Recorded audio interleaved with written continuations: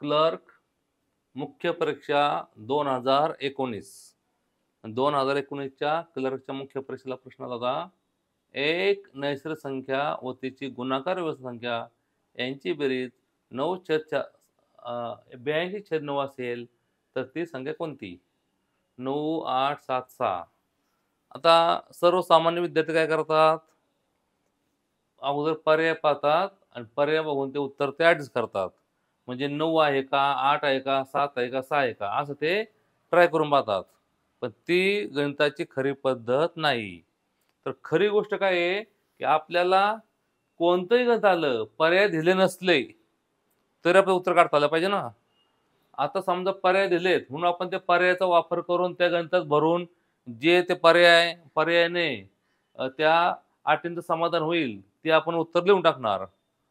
पण असं करत धरा, की पर्याय आपल्याला दिलेलेच नाहीत, तरी आपलं उत्तर काढता आलं पाहिजे ना. त्यासाठी आपण नियमाने करायचं. कसं बघा, एक नैसर्गिक संख्या x व त्याची गुणाकार व्यस्त संख्या यांची बेरीज 82/96 आहे. मग आपण काय करायचं? ती संख्या x मानायची. काय करायचं आपण? ती संख्या मानायची x. तिची गुणाकार व्यस्त. गुणाकार व्यस्त म्हणजे काय? की ज्या संख्येचा आणि तिच्या व्यस्त यांचा गुणाकार एक येत असेल, त्याला गुणाकार व्यस्त म्हणायचं. म्हणजे समजा बघा 8 तिचे गुणाकार व्यस्त 1/8. 8 ला 8 गेले उत्तर काय येणार? 1 येणार. 5 असले तिचे गुणाकार व्यस्त 1/5 असते.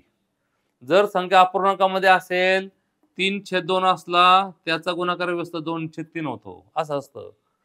म्हणजे छेदस्थानचा अंश करायचा, अंशाचा छेद करायचा. आता संख्या दिली असली पूर्णपणे, तिला छेद नसला 1 असतो. समजा आता 15 असले, छेद 1 आहे, गुणाकार व्यस्त आले 1/15. त्याचा गुणाकार केला उत्तर काय येणार आहे? 1च येणार आहे. म्हणजे गुणाकार व्यस्त म्हणजे काय? की ती संख्या आणि दुसरी संख्या यांचं उत्तर जर 1 आलं, तर त्या एकमेकाच्या गुणाकार व्यस्त असतात. मग x तिची गुणाकार व्यस्त होणार आहे 1/x. x चा छेदना म्हणजे किती? 1 आहे. आणि ते काय म्हणले? एक नैसर्गिक संख्या. नैसर्गिक संख्या म्हणजे काय? तिला छेद 1 आहे व तिची गुणाकार व्यस्त म्हणजे ही गुणाकार व्यस्त यांची बेरीज किती आहे? 82/9 आहे. असं आहे. पहा, एक संख्या व तिची गुणाकार व्यस्त यांची बेरीज 82/9 आहे. तर काय करायचं आता? ह्या समीकरणाला सोपं रूप द्यायचं. कसं? बघा इकडे. x गुणिले x, x चा वर्ग अधिक 1 1 1 छेद x 1 x. पहा, तिरपा गुणाकार x गुणिले x, x चा वर्ग अधिक 1 1 1 x छेद x बरोबर काय आलं? 82/9. पुढे आपल्याला माहिती आहे गणितामध्ये 2 अपूर्णांकाच्या मध्ये बरोबर चिन्ह असेल, 2 अपूर्णांकाच्या मध्ये बरोबर चिन्ह असेल तर त्यांचा तिरकस गुणाकार समान असतो. 2 अपूर्णांकाच्या मध्ये बरोबर चिन्ह असेल तर तिरकस गुणाकार समान असतो. मग ह्या दोघांचा गुणाकार बरोबर ह्या दोघांचा गुणाकार 9 गुणिले x वर्ग उत्तर आले 9x चा वर्ग अधिक 9 1 9 बरोबर 82x. 82x अधिक आहे, इकडे वजा होणार. म्हणजे समीकरण असं होईल 9x वर्ग वजा 82x अधिक 9 बरोबर 0. आता समीकरण सोडवायचं. दोन संख्यांची बेरीज 82 आहे आणि गुणाकार 9 81 आहे. अशा दोन संख्या कोणत्या आहेत की ज्यांची बेरीज 82 येणार? बेरीज 82 गुणाकार 81. 81 81 म्हणजे उत्तर असं होईल 9x वर्ग वजा 81x वजा x अधिक 9 बरोबर 0. येथे सहगुणकाला येथे सहगुणक नसेल तर सहगुणक हा 1 असतो. म्हणजे हा 81 आणि 82. मग आता या दोघांचा गट, ह्या दोघांचा गट. 9x कॉमन निघणार, x वजा 9 81.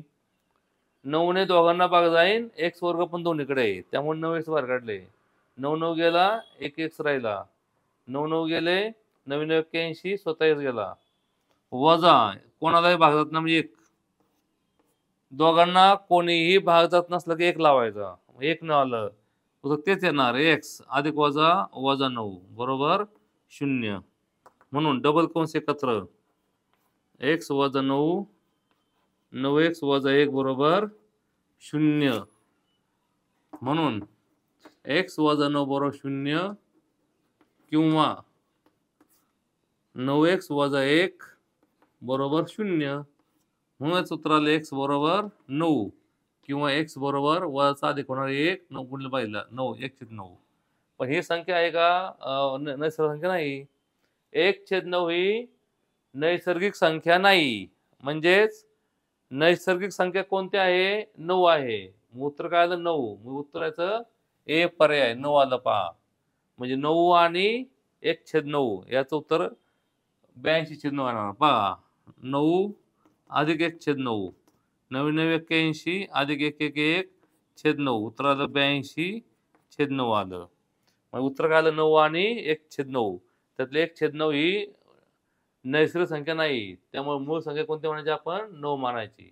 उत्तर आलं 9 पर्याय क्रमांक ए.